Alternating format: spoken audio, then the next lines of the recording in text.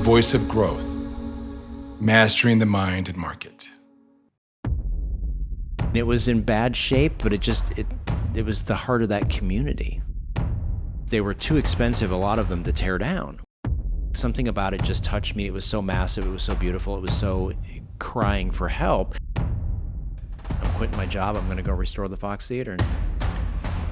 Yeah, I think I can make this work. And I feel like my experiences have created the person that I am. This is such an important piece of Tucson's history that it's an honor to be involved with it. Have faith, things will work out. When you walk into a dead theater and you smell that smell, the sort of dusky, musky smell, there's pigeons in there. You hear them cooing in the background. You see light up in the ceiling. What is it that tells you that thing still has life?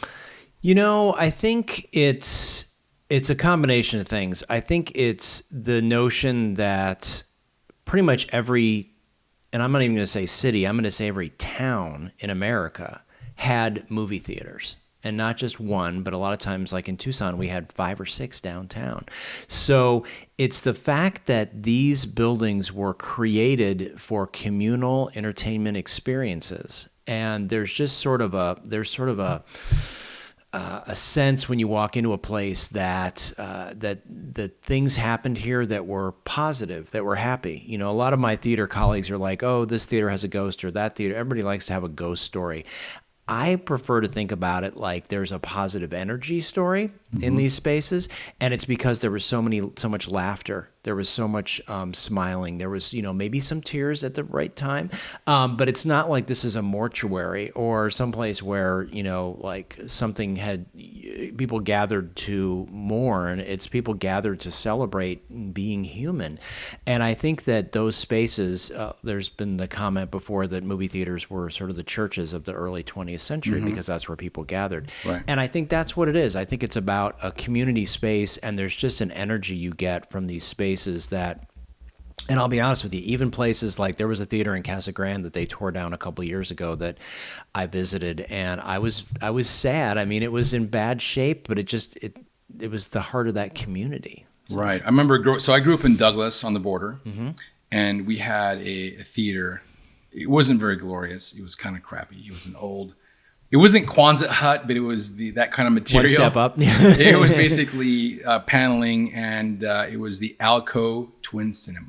Okay. And initially it was one giant movie theater, and then they broke it down into 2. And I remember I went to see Return of the Jedi there. Okay.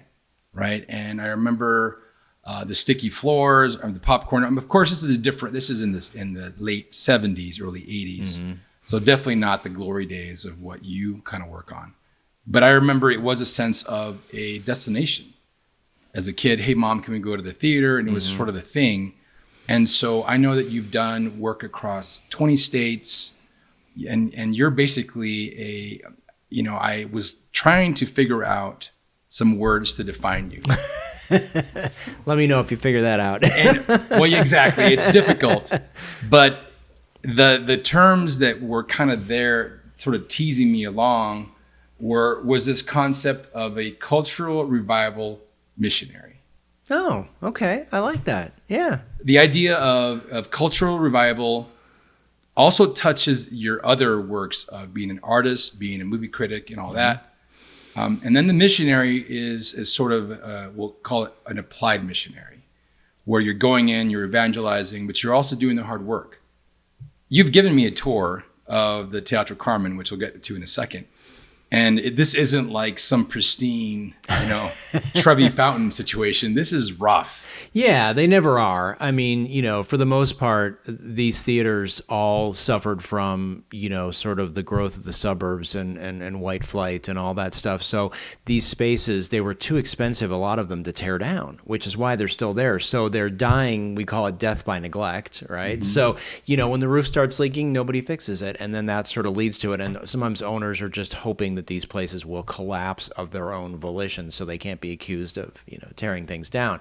But to your point, yeah, I've worked in, I think, 24 states now, and, I tend to work in, I don't want to say smaller communities, but I mean, I haven't done work in Los Angeles or New York, Manhattan, really. But I've worked in, a bunch of different towns in Oregon. I've got a client in Milwaukee right now. I've got a client in Butte, Montana that I'm doing work on. So, there are literally theaters almost everywhere still, right? It's just a question of, can they be saved? Should they be saved? What would they be used for in the future? Because a single purpose property like a movie theater doesn't really make a lot of sense, Yeah, this is actually a really good segue into one of my favorite places in town, the Fox Theater. So you were instrumental in raising the over $14 million. You got the community behind it, and you transformed this decrepit situation into a bit of an economic engine for downtown Tucson, perhaps even could be called a catalyst for the revival of what happened afterwards and so forth. Give us a story of how that happened. So it's funny. My wife, who does not like me to tell this story the way I tell it, but I'm going to do it anyway. When I was getting my undergraduate degree in photography at the University of Arizona, I had sort of I wouldn't say an obsession, but definitely a passion for downtown at the time, which was largely in bad shape.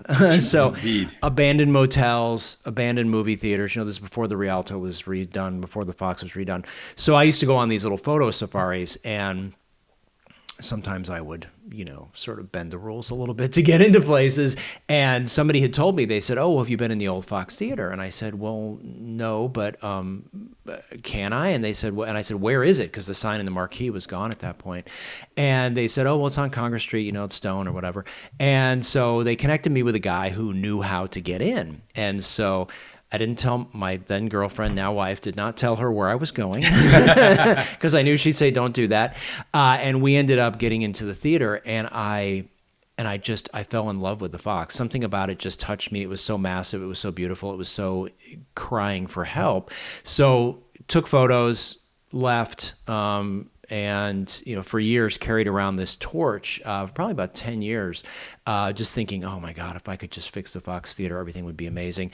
And then got invited to go in through the front door officially, and that was a very different experience. And what I saw in that 10-year period was there had been 42 homeless people living there. There had been a lot of vandalism. There had been spray painting. There had been just a lot of stuff. The roof was leaking very badly. And so at that point, left and said, all right, let's go start a nonprofit. So we started a nonprofit. We got a post office box. We filed for nonprofit status, and we just started working. And 2 years later, we approached the then owner and said, "Can we buy this from you?" And we came up with terms that were very reasonable for a new nonprofit. And I came home and said to my wife, "I'm quitting my job. I'm going to go restore the Fox Theater." And she said, "Really?" Wow. But to her credit, she let me do it. So yeah, that was the beginning of 9 years of work. That's remarkable. Yeah, that's remarkable. I mean, this podcast is about the mind and the market. Obviously, the Fox found a market. There's a niche there. I've seen a handful, probably a dozen things there over the years. And certainly the mindset and the grit required. Did you ever think in those 9 years, was there a moment when you said, you know what, I'm going to pull the plug?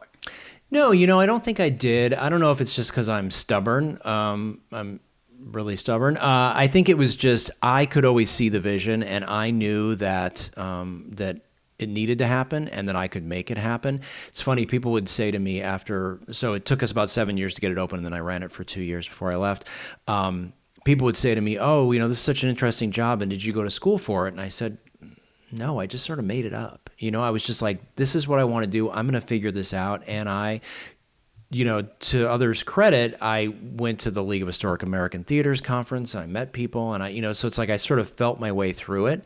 But it was really, I mean, even though we had tremendous obstacles to overcome, I never really, honestly, I just was like, I'm going to do it. I'm going to keep doing it, and to my wife's credit, to my family's credit, everyone was very supportive because they could have been like, "Look, this ain't working." This is taking a long time. there was a time when city council said, it's taking too long. What are you doing? And it's like, we're going as fast as we can. Yeah. These things take time. So, yeah, that's the thing about entrepreneurs and missionaries like yourself, that we're just tenacious. Mm-hmm. I'm cut from a very similar cloth. I get my teeth on something and I don't want to let go. And to pry me, off of that is sort of a monumental feat. This podcast is the rebirth of a previous podcast I had with my former partner, and I'm not quitting. Right, this is it. I love it, and mm-hmm. I'm running a company in town and for labs. Love that organization, and so I'm excited about these opportunities. Speaking of opportunities, mm-hmm. tell us about the Teatro Carmen. So that I was very thankful for visiting that place. I know it's got a lot of history behind it. It's my mother's name. That's right. So I have some ties to that. Actually, her married name as well. So it's kind of nice. Tell us about the story of that. Yeah. So ironically, before I even did the Fox, I had seen the Teatro Carmen space in the sort of mid-90s, early to mid-90s. I had seen the space. I was working for the Tucson Arts District Partnership, which was a nonprofit that was established to sort of help bring downtown back in the late 80s, early 90s. And we would visit spaces a lot of times to see if there were, maybe artist works, live space or whatever opportunities. And so I had seen the Teatro Carmen, and for some weird reason, I did not take any pictures. Like, I didn't have my camera with me, which is very strange for me at the time. Of course, now we all have a camera, but mm-hmm. at the time it was, 35 millimeter. And so I'd seen the theater and I just sort of filed it away in the back of my brain, like, oh, that's an interesting space. So then, fast forward, 20 some odd years, almost 30 years. And I get a phone call from a friend of mine, Damian Klinko, and he says, I've got a project for you. And I said, no. I'm fine. Don't need any help. I got a film festival I'm running. I got this, I got my consulting, everything. And he said, Teatro Carmen. And I said, okay, I'll come look. And I knew intrinsically, if I walked in the building, I knew that I'd be like, okay, I got to do it, because nobody else really was situated to do mm-hmm. it. And the Rawlings family, Kelly Rawlings had bought the building. He started buying property in Barrio Viejo right after the TCC was getting built. He was trying to save the barrio, which was very noble of him. And so the Rawlings family have been really great in terms. I think they still own 20 plus properties in the neighborhood. And they were finally to the point where they were like, you know what? This isn't a residence. This isn't a retail space. We want to do this. We want to put this back as a theater, but we need somebody who knows how to do that. And so they said, yes, we'd like to work with you. And so that was the beginning in October of 2019 when I sort of walked back through and I'm like, yeah, I think I can make this work. And again, I've worked in 24 different states. So to do another project at home was really mm-hmm. attractive, right? Sure. Just because I don't have to get on a plane. Now, granted, my clients, I don't raise the money for them. I just help them figure it out. This one I have to raise the money for. So that was another sort of chunk to bite off. But this property, we ended up buying it not until like 21 because of COVID, and we were doing research on business models and the status of the building and everything. So we started in 21. We brought on Pima County as a sort of a partner with us. They actually physically own the property at this mm-hmm. point, but I have a development agreement to raise the money and restore the building, and then I have an operating agreement to operate the building. So it's a 1915 theater space. It started its life as an 1860s house. It became a theater in 1915. It was only a theater till 1921. It did other things. It was a fish import business. It was an auto repair shop. It was an African-American social club, the Elks, the Black Elks, and it was a storage place. And so we are now turning it back into the theater space. It'll be 300 seats, 500 standing, 300 sitting, and there'll be an attached bar and restaurant and an outdoor patio, which I've never really done before. Any kind of theaters that we've worked on have been more concession-based, mm-hmm. Like beer and wine and popcorn and candy, whatever. So this is a new model that I have not worked on. We will be bringing in a third-party restaurant operator because I'm crazy, but I'm not that crazy. I'm not going to run a restaurant. For sure. So, so we're, and you need to come back because since you've been there, we've done a lot of work. I've raised about half the money, and so we're still thinking we'll be open in 27. That's fantastic. Yeah, the interesting thing about what you're doing with the Teatro Carmen is that, I look a lot at trends, what's happening in the world. And there's some interesting things at play that you're literally skating to where the puck is going to be. You know, all of us are basically, especially the younger generation, are tied to these things. But there's a bit of a resurgence in IRL, in real life opportunities, and a space where you can watch a concert, attend a concert, you can have a beer, have some food, have a community space on the outdoor. I mean, that's all coming together. And the fact it's in the heart of the barrio. You've got the Cornet next door, you've got the TCC, you've got Caterpillar down the road, you've got the Mercado, you have all these things that are the confluence of culture and community is just right there. So that's pretty exciting. It is. And I think, you know, the fact that we, as you mentioned, Barrio Viejo is the largest existing barrio in the United States. And it's about to be named a National Historic Landmark. And so being a part of that neighborhood and being a key part of that neighborhood is really critical. And also, I think what's interesting is the way that you're talking about following trends. What people are seeing now is in these shared entertainment venues, right? These spaces like historic theaters or even sporting events to some degree, they're seeing a decline in alcohol sales. And that's as people are just sort of experiencing things differently. You know, sometimes maybe they're having gummies or whatever, but there is sort of a return, you know, like, yeah, you can watch anything you want on your phone, but seeing it in a dark room, 40 feet wide, you know, that is transformative. And that is, of course, we think about the movies and the rise of the movies. They were considered low class, right? Live entertainment was always sort of the king, and the movies were for the masses, opiate for the masses. And so these palaces that were built, which is the sort of the passion area that I have, is they were escapes from people, for people. And the late 20s, the Depression, all that kind of thing, come into these places, forget your troubles, be entertained, and then, you know, that's sort of a respite from the world. When we were doing the Fox, we ended up talking to people who have since passed, but they would be like, oh yeah, we would ride our horses downtown, right? Look at the marquee, then put our horses in the stable at La Placida, come over, and you had carpeting on the floor. We didn't have carpeting in our house. We had dirt floors. You had indoor bathrooms. I mean, you know, and this is 1930, so this is not, you know, like 1800s. So it was an opportunity for people to sort of, again, experience a different world. And that, you know, the Carmen is not that theater, right? You know, to be perfectly clear, one of the other reasons that the Carmen appealed to me was the Fox is a certain animal. The Fox is the big, sexy gold leaf plaster murals, you know, 1,200 seat theater on Main Street. Not literally, it's on Congress, but and then the Carmen is the Spanish language theater. It was in the barrio. It was for a different audience. You know, it's a third the size of the Fox. So to me, that was sort of an interesting challenge, not to replicate what I've already done, you know, or what I even work on in other places. It's just like, this is such an important piece of Tucson's history that it's an honor to be involved with it. I'm sure. One of the things I talk about a lot with my clients and just in general is the idea of identity. And how you can really change behavior, how you can really advance your career forward is if you focus on identity rather than just goals, right? Rather than just, you know, you create identity by building habits and systems, and the goals are like in kind of just a mile marker along the way. Yeah. Where did you decide in your career that you wanted to do this for a living? I mean, I can't imagine how that ever became a thing for you.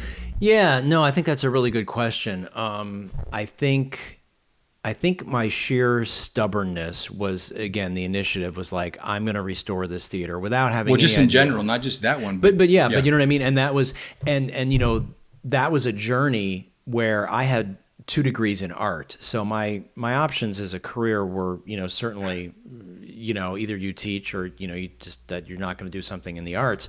So once I did the Fox, and I had 9 years under my belt, I sort of stepped back and when I left the Fox as executive director, and it was like, okay, I did the Fox. This is not a career that you could do in Tucson, right? There's not like, you know, a line of 10 more theaters that we can restore, and I'm just going to be that guy. So it was like, do I take these 9 years of experience and what do I do with that? And is that something, again, I didn't have a degree because there really isn't a degree. So how do I turn that into a career my experience, and in a very niche, a niche that is very underfunded because most of these projects are nonprofits. But that was something where it was sort of a conscious effort. Well, you know what? I guess I'm a consultant then. I guess that's something that I can share my information, which in a way is what I want to do, but I want to get paid for it, obviously, right? But I mean, the secret to this is I would probably do it anyway, but I got bills to pay. It's just like that's something where, I'm following my passion more or less to do it, but it really wasn't a cognizant thing like, okay, this is going to be a career path. It was like, oh, well, these are my skills. And, and I did a lot of fundraising for the Fox, but I really find that I can only fundraise for something that I'm very passionate about. So for me to just go off and be a hired gun, a development person, I don't know if I could do that. Right. So that's why everything that I do, from documentary films to, to the Carmen to whatever, it's something that I'm involved in, but it's not like something that's going to get me rich. It's just something I'm passionate about. Right. I'm a huge fan of the idea of the butterfly effect. Yes. These little minute things. I mean, for me in my career, there's been moments that have defined my future.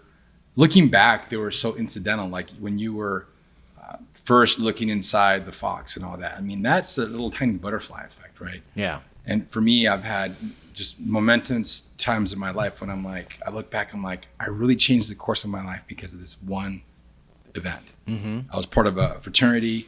I almost didn't join. Some guy came in, he gave me a flyer. I threw it in my bag. I didn't even think about it. And then a week later, I pulled it out of my bag and I said, hey, there's free hot dogs. Should we go? To a buddy of mine. And that launched my whole trajectory that kept me in engineering school, that really a lot of my friends and colleagues were fraternity members. And so that one flyer, it's insane. It is, yeah. So let's downshift a bit and talk about your work as a filmmaker, critic, the festival guy. Tell me about that part of your life. So when I was doing the Fox, we did a film festival called Puro Mexicano, and it was a sort of like the first Mexican film festival in the United States. And we did it with the film office and with some other folks.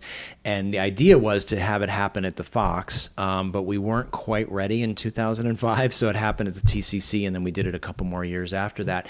But that sort of got me in the film festival vibe. I'm kind of like, oh, well, this is sort of cool. And so then, we that first festival spawned it, and then it just sort of grew from there, where I was hired. I was the program director at the Napa Valley Film Festival for a couple of years. I did Sonoma, I did Mendocino,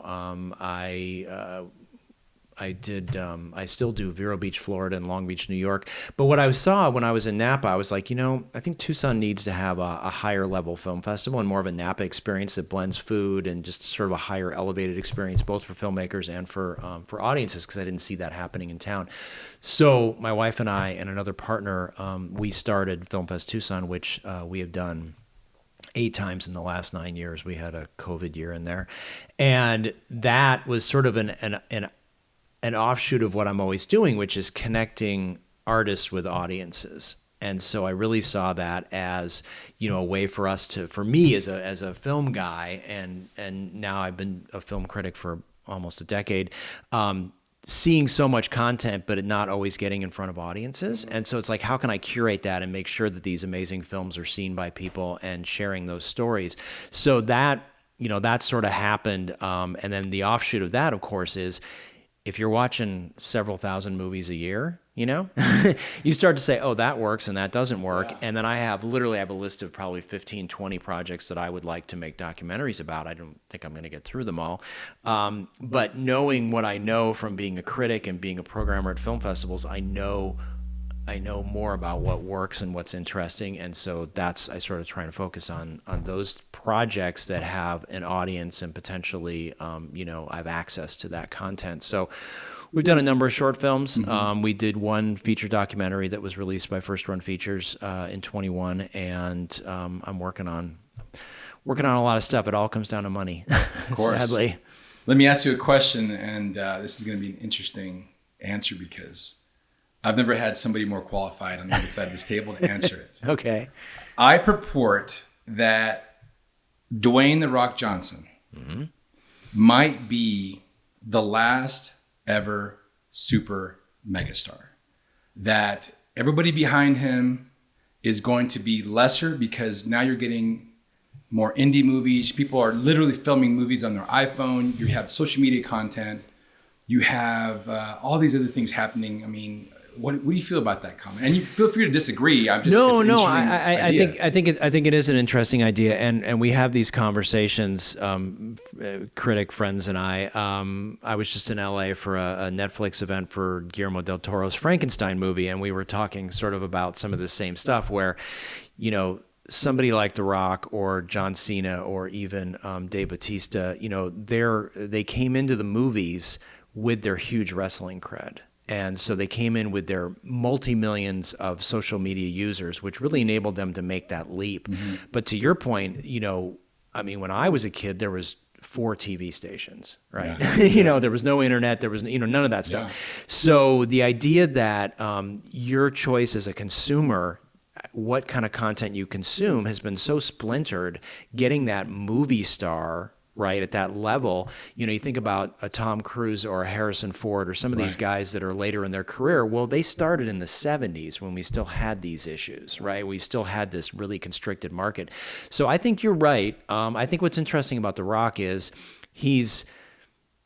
hopefully he won't burst through the door and hit me. The Rock for me is my third favorite wrestling guy on the movies. I think John Cena has made the most sort of smartest moves in terms of his career choices. He's still keeping a foot in wrestling. I just saw he's going to do something. I think that Dave Bautista's made some really smart choices in terms of the content that he's done. He's made some horrible choices too. But I think The Rock, and it's interesting with that movie that he just did about the wrestler. I'm blanking on the name of it right now. But, you know, it was a bid. It was a clear bid on his part to be taken seriously and not doing, you know, Jumanji or whatever. Yeah, I mean, just doing goofy things, which certainly play to his base, right? They want to see him have a good time and be funny, but it's not serious. And I think that's what's interesting is Bautista has very openly said, I'm done doing even the things that made me money, like Guardians of the Galaxy. He's like, I want serious roles. I don't want to do goofy stuff where I've got a lot of makeup on. I think The Rock's in that place too. He's like, you know what? I made all the money I need to make. I want to be taken seriously as an artist. Right. And so I think you're right. I think he may be, because he's bringing that audience to the table that crosses so many different genres. And I don't know how somebody, you think about a Taylor Swift, not that she's acting, but you know, that kind of fandom that Taylor has, I don't know that translates. Like if she all of a sudden said I'm a movie star, I don't know if that would be the same thing. It'll be different. You know? Yeah. So I think he may be, which is sort of a weird place to be in. No, for sure. That's kind of an odd place. This brings us to another segue. Tell us a little bit about your youth. Where'd you grow up? Sure. I'm a Midwestern boy. I grew up in the North Shore of Chicago. So I was born there, and then I was there from 4 to 14. And then my parents moved us to Phoenix when I was starting high school, which was a very dramatic change, you know, to go from Chicago to Phoenix, Arizona. And did high school in Phoenix, and then came down to Tucson to go to school, and have been here ever since. I grew up as my parents were both art history majors, and so I grew up surrounded by, Masterpiece Theater on TV, Civilization on TV, the great sort of classical education. I grew up going to the Chicago Symphony. I grew up going to museums in Chicago. So that liberal arts background, I think, is what sort of formed me. And I'm thankful to my parents that, you know, they let me buy every Hardy Boys book so I could read them, you know what I mean? And do the stuff that I think, you know, sometimes kids don't have access to because the world is so different. So I think that formed a large part of who I am and my interest in, you know, like when I go someplace, first place I want to figure out is what are the museums in that town. Right. And then it's historic theaters and can I talk my way in? So I mean, this is, you know, it's funny. There's so many people in Arizona that are from Chicago. It's almost laughable, you know? So it was definitely a cultural difference. It was, you know, but I think Phoenix has done a good job. Phoenix Art Museum is wonderful right now. But you know, at the time, Phoenix in 1979 was pretty bad. Yeah, for sure.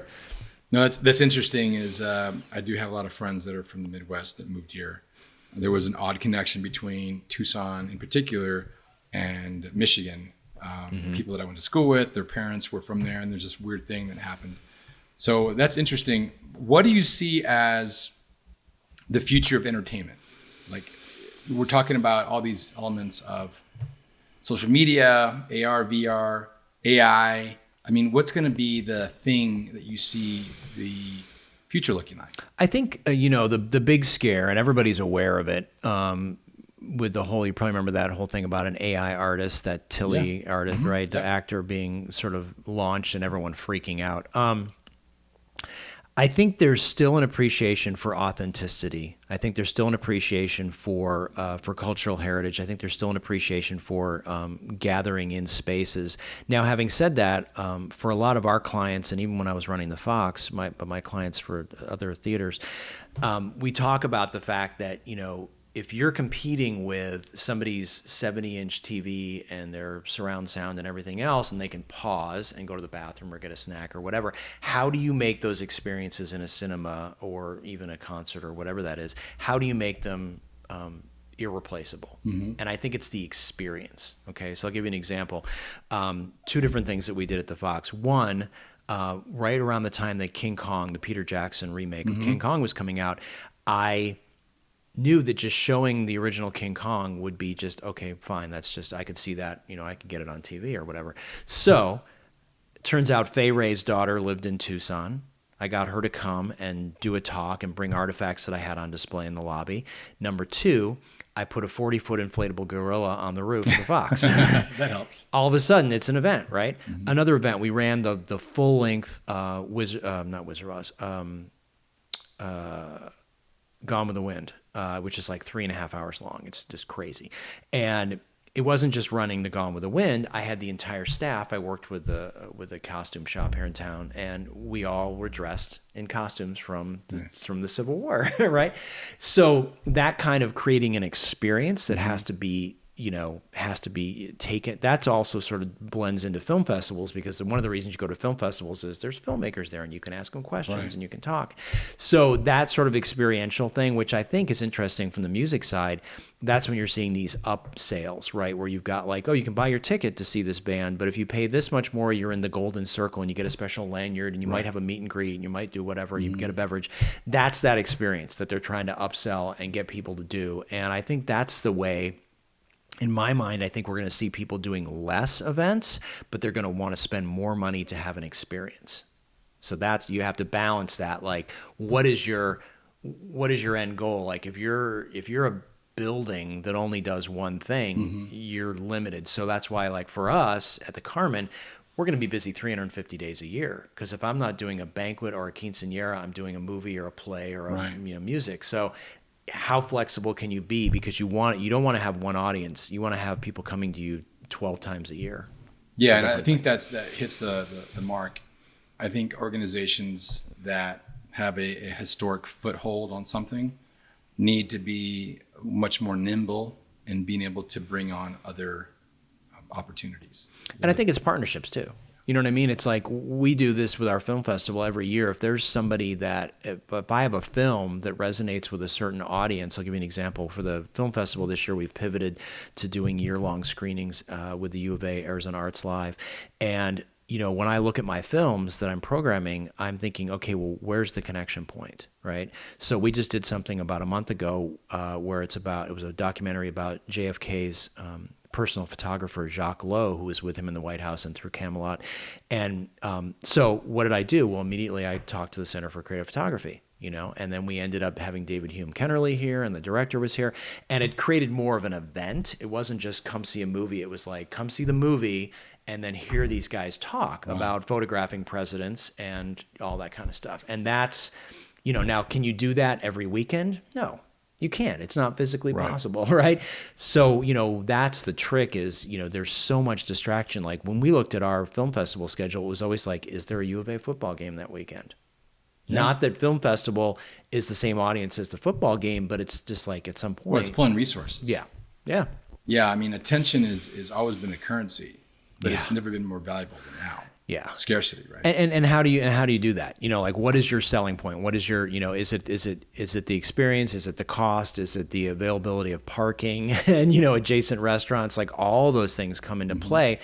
And I think, you know, like I think about when we were growing up, all the retail now you don't do anything, right? I mean, like we used to spend a Saturday doing errands trying to find a pair of shoes or something. Now you just order them and they're here the next day, you know? And that's a different world. So how do you be nimble, to your point, and adapt and try and, you know, retain some of that audience? And I think it's got to be experiential. Nah, totally agree.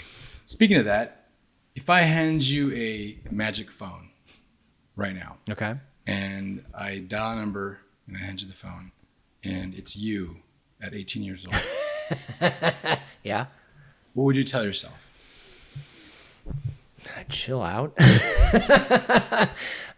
You know, that's a good question. I think I don't know that anybody could have. I don't know that I would have done a lot differently than what I've done. You know, sometimes people are like, oh, I would say don't get in that car or don't, you know, don't whatever. I mean, I feel like my experiences have created the person that I am, right? You know what I mean? And I don't know that, now certainly there was, you know, there's angst in your life and, you know, but I mean, I feel like, you know, the butterfly effect, to go back to your reference there, it's like, I feel like the things that have happened have put me on the course that I'm on and the path that I'm on. So I don't know that I would change that much, except, I mean, maybe I would just sort of slow down and just sort of enjoy the ride a little bit more, you know, because it's like when we get to this point in our life, we're like, oh, wow, you know, that's like, we're, you know, we look back at some things and we think about, oh, I was friends with that person and maybe I should have just talked to that person differently or met that person or something. But I don't know. I think just, you know, have faith. Things will work out. That's powerful. So we're going to take that same phone. We're going to punch a couple different numbers. And now you're going to ask a question of 80-year-old. Okay. Of myself. I think I would say, hey, I made it to 80. That would be my first response. Am I really there? You know, I think to that perspective, I think I'm probably saying the same thing, which is why it's really good advice to ask these questions to yourself. It's like, you know, who is in your life that you need to make sure that you spend time with? You know, who do you wish that you had spent more time with? Who do you wish you had asked these questions about? I think it's interesting that a lot of times, as grown-ups like we are so busy with our life, we don't stop to think about asking the people who are our parents or our grandparents or whatever, you know, for their story, because they don't necessarily, you know, it's not written down anywhere. Yeah. And now with the impermanence of digital photography and everything else, like, you know, we used to have scrapbooks full of photos, right, and they're all there and they could all be gone tomorrow and you're never going to print them all. There's, you know, 10,000 photos on your phone. And so I think that would be like, you know, take the, you know, who should I talk to, or who am I going to, you know, who am I going to miss? Who do you miss the most, right? That you wish you spent more time with. I think that's the thing I'd ask. Yeah. That question, every time I ask it, I ponder my own question, and it changes slightly, but it goes back to the same thing. I mean, material goods, money, these things come and go. Mm-hmm. You know, I had a friend who lost their house, right? It burned down. Mm-hmm. And all their memories, everything was gone. And what do you do about that? You just keep on going. Yeah. And what's crazy is, you know, our great-grandparents are forgotten. Yeah. I mean, who knows who they are? Yeah. Nobody. Yeah. You know, I'm blessed to have my grandmother still alive. Oh, nice. But not everybody does at my age, right? And so it's a matter of enjoying what we have now. And this is why I fall back a lot on the Stoic principles about not letting the world sort of throw you around. You know, the world's going to be there no matter what. It's going to give you challenges, and you can't control the world. Just what's here. Yeah. Right? Yeah. Any final thoughts for our audience regarding your journey, kind of what to expect next from you? You know, it's funny. I feel like a lot of times you see people, and it's everywhere from the stage at the Oscars or, you know, other places where people are being recognized for accomplishments. And I think that the common theme that I always seem to hear people say is, don't give up and keep going. And, you know, if you're passionate about something, keep doing it. And while it sounds sort of goofy to say that, I think I think it's very valid. But I think also, at the back of my mind, I'm like, well, I'm not going to be an astronaut, So, I mean, there's certain honest, sort of barriers to whatever it's not like if you dream it, you can do it. I mean, I don't think that's really fair advice. But I do think that what I've found is it's very obvious when young people are like in the right place. And I'll say that because we have interns sometimes for the film festival, or, I have people that, I don't want to say I mentor because I don't like that word, but, there's people that sort of are, like it's that 0.01% of people that actually do the work, right? And actually will figure out what's that guy doing or what's that woman doing. I want to figure that out. And I admire that. And I think that's, if you can't chart your own course, or if you're not crazy enough or don't have the support system to do some of the stuff like I did, figure it out. Where's your passion? What is your love? And then don't, one quick example, I've been developing film projects, which we sort of touched on, but also a bunch of television projects. And I'm going to tell you that in all of my life, this is the hardest nut to crack to get into the television world. It is. Film and TV is this incredibly closed system where they keep outsiders out, and anybody with an idea, it's almost impossible to crack that. But I've been working on developing shows for the last 7 years, and I'm probably not going to give up, and that's my stubbornness. But also I feel like every no, or every dead end, or every shyster that I work with, trying to get where I'm going, I learn something. And I don't let that beat me up. And it's just like, I'll probably go to my grave not accomplishing a bunch of stuff that I wanted to, but I won't go there bored. That's true. That's great advice. I tell my kids and other people, young people in particular, that life and business is a full contact sport. You're going to get hurt. You're going to get beat up. You're going to hurt people. I mean, these are not to say you want to do it, but it's just the way it is. Yeah. And I also very much appreciate the idea of tenacity and not giving up. And if you fall down, you get back up, you dust yourself off, you learn something. And you figure out a different approach for it. And I think being open to different ideas and open to experiences, you can't just sit at home and wait for stuff to come to you. Go to the film mixer, meet these people, you know what I mean? Talk to these people and figure out how did they get where they went. And a lot of times people are happy to talk about themselves. Look at us. Very true. Well, thanks for your time, Herb. This has been an amazing opportunity to share some of your thoughts, get in your head. And with that, we'll sign off. All right, thanks. Cheers.